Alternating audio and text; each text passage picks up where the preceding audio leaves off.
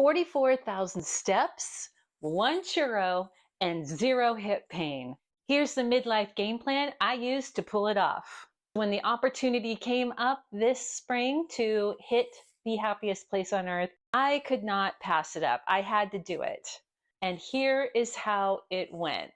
So the first thing I did was I prepped before the trip. And I don't mean just bringing snacks and making sure I had a water bottle and making sure I had a backpack. Like, that's all given stuff. But I made sure I had the best shoes for me for walking 22,000 steps a day with a bad.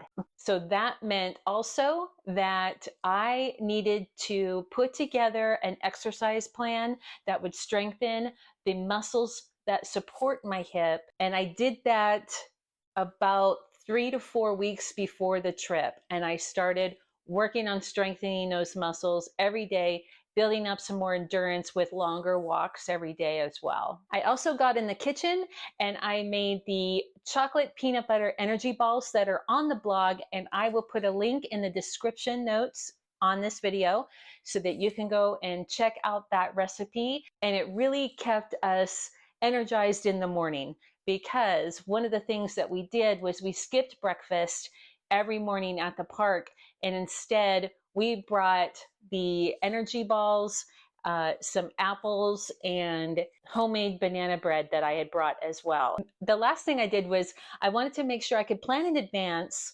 all of the places that I could eat as a mostly vegan, sometimes vegetarian eater. So I downloaded the Disneyland app and I made sure I went through all of the restaurant offerings and food offerings that they have there at the park, at both parks really, and found some great options for me ahead of time.